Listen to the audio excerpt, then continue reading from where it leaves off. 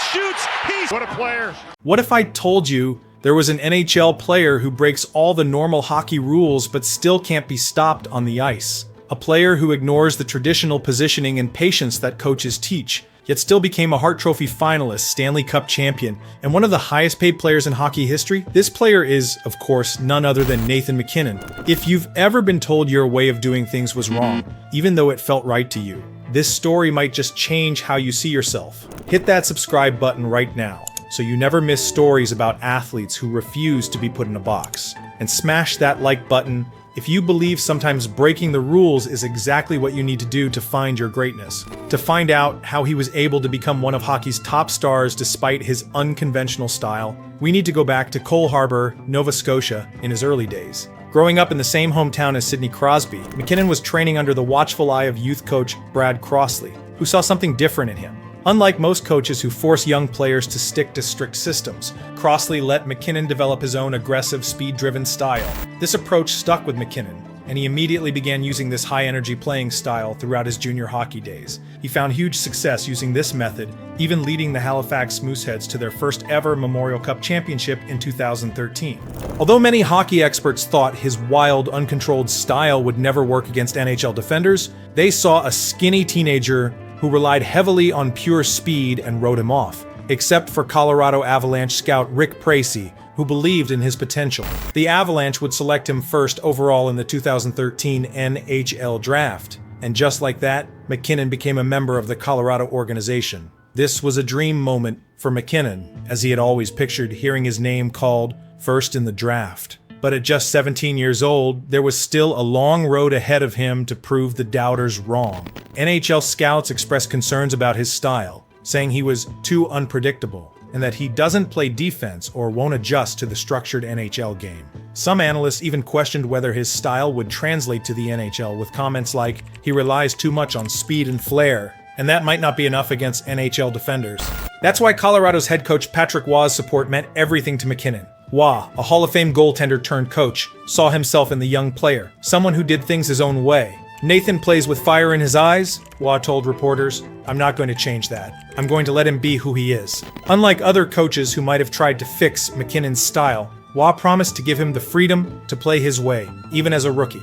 On draft day in New Jersey, when MacKinnon put on that burgundy Avalanche jersey for the first time, the crowd's reaction was mixed. Some cheered for the Memorial Cup MVP, while others wondered if Colorado had made the right choice over the highly touted defenseman Seth Jones. MacKinnon just smiled, knowing he had something to prove. MacKinnon's first few weeks in the NHL were a harsh reality check. His blazing speed that dominated junior hockey suddenly didn't seem so special. Veteran defensemen would bait him into the corners, then use their size and strength to knock him off the puck. After his first 10 games, he had just 1 goal and 6 assists, with a fluctuating plus-minus rating. The hockey world was quick to judge, with some analysts questioning if he could adapt to the NHL game. Away from the rink, he was living with teammate John Sebastian Ziegler and his family, trying to adjust to adult life at just 18 years old. The pressure of being a first overall pick weighed on him, and he admitted later, "I was overthinking everything, trying to do too much." Everything changed during a film session with teammate Paul Stastny. While watching video, Stastny pointed out how MacKinnon was trying to beat everyone one-on-one instead of using his teammates. Your speed is a weapon, but it's even more dangerous if defenders don't know if you're going to pass or shoot, Stastny told him. This advice clicked for MacKinnon. He didn't need to change his aggressive, fast-paced style. He just needed to make it less predictable. At practice the next day, he focused on slowing down at key moments, changing speeds to throw off defenders rather than always going full throttle. The results came quickly. On December 31st, 2013, against the Columbus Blue Jackets, the hockey world got its first real glimpse of what MacKinnon could become. Taking the puck at his own blue line, he blew past 2 defenders, cut to the middle, and fired a wrist shot that beat goaltender Curtis McElhinney and found the net. The Pepsi Center erupted, and MacKinnon celebrated his first signature NHL moment with a fist pump that showed this wasn't just another goal, it was proof he belonged. That night marked the beginning of a rookie scoring streak that would eventually break Wayne Gretzky's record for longest point streak by an 18-year-old. MacKinnon's rookie season ended with a bang. He finished with 24 goals and 39 assists for 63 points, running away with the Calder Trophy as the NHL's Rookie of the Year. His speed and creativity made him a human highlight reel night after night. The Avalanche shocked everyone by winning the Central Division, and MacKinnon took his game to another level in the playoffs. Against the Minnesota Wild in his first playoff series, he scored 2 goals in his very first game, becoming the youngest player to score multiple goals in a playoff game since 1981. "The kid isn't just good, he's special," said NBC announcer Eddie Olczyk after watching MacKinnon dance through the entire Wild defense in Game 2. With his stunning playoff performance of 10 points in 7 games, many hockey experts predicted he would soon become the best player in the world. But hockey has a way of humbling even the most talented players. The 2014-15 season that followed was what players call the sophomore slump, and for MacKinnon, it hit hard. The Avalanche started losing games as opponents figured out their system. MacKinnon's once unstoppable rushes were now being carefully defended against, with teams stacking the blue line to slow him down. His frustration grew with each game, and he started forcing plays that weren't there. Then, during a game against Tampa Bay in March, disaster struck.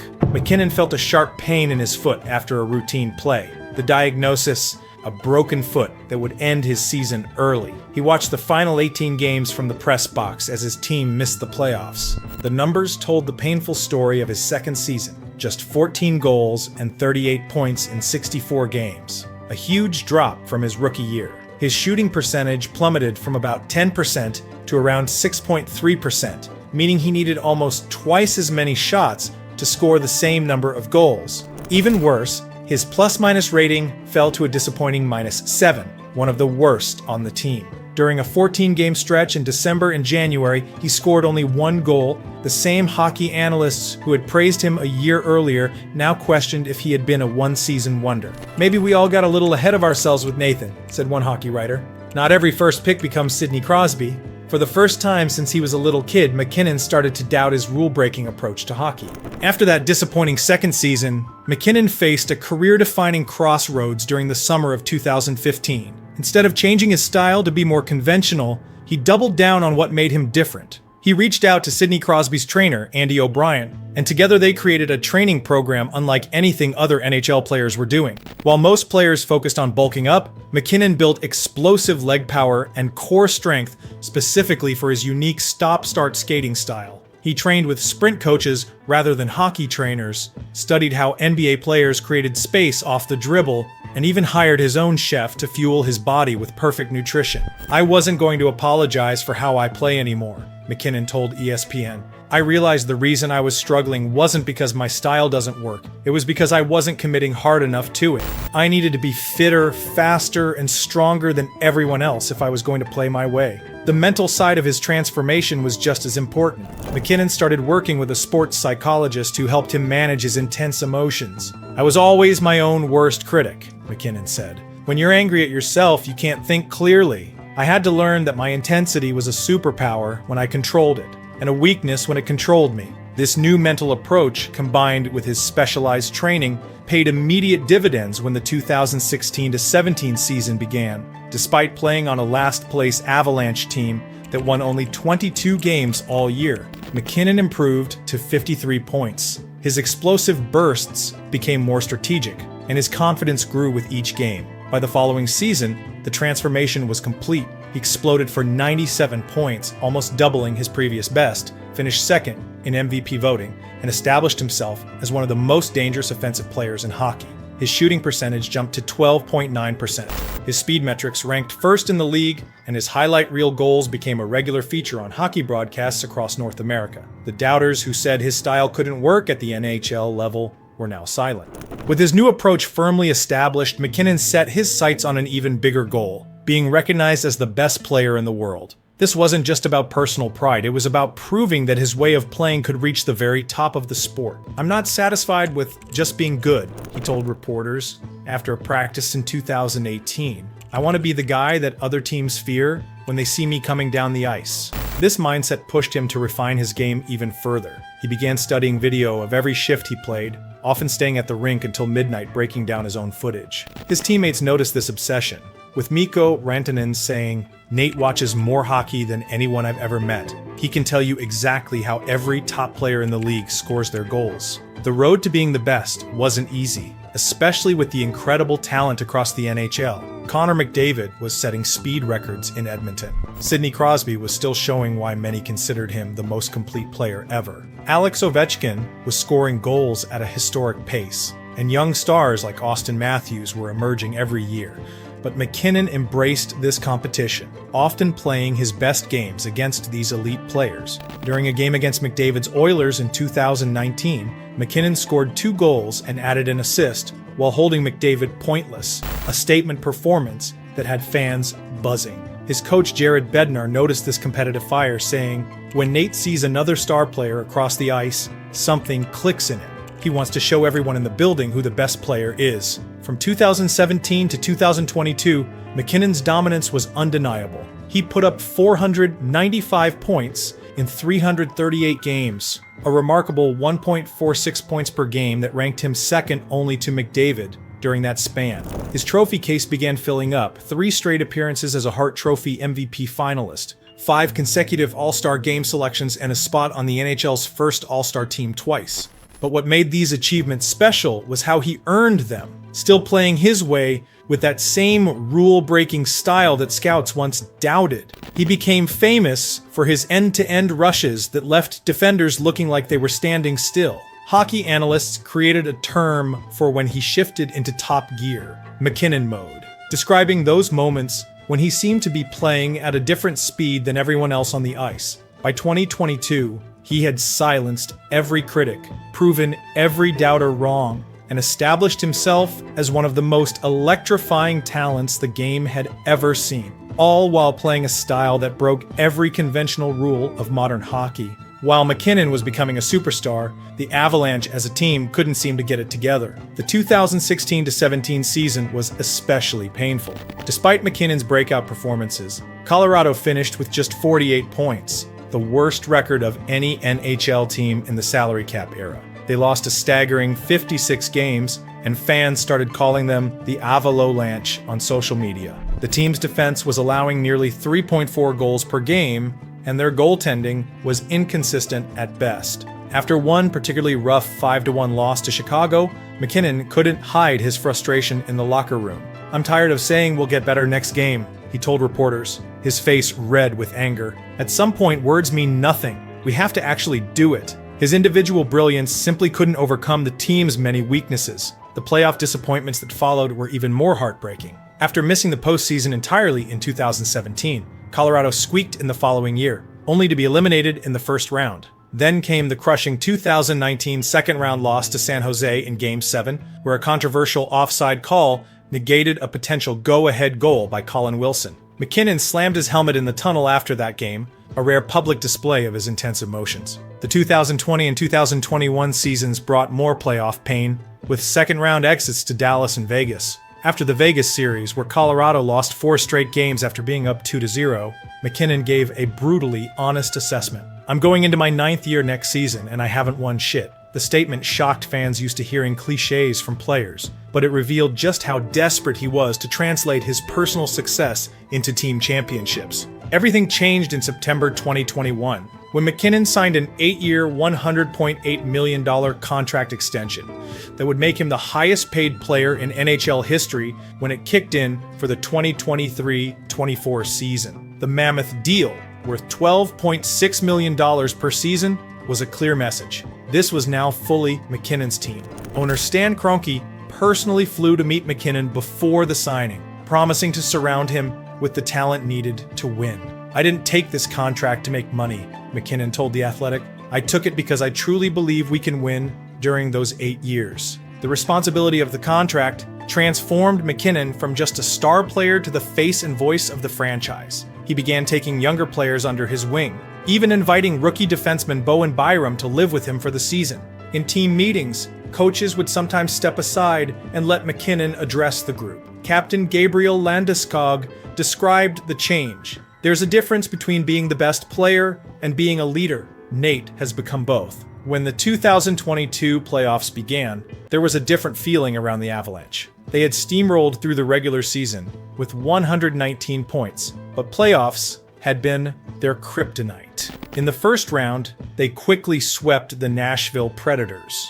Then they took down Connor McDavid and the Oilers in the Western Conference Finals, setting up a showdown with the two-time defending champion Tampa Bay Lightning. This was MacKinnon's moment, a chance to bring the Stanley Cup back to Colorado for the first time since 2001, ending a 21-year drought. The last time the Avalanche won, MacKinnon was just 5 years old, watching his idol, Joe Sakic, lift the trophy on TV from his living room in Cole Harbour.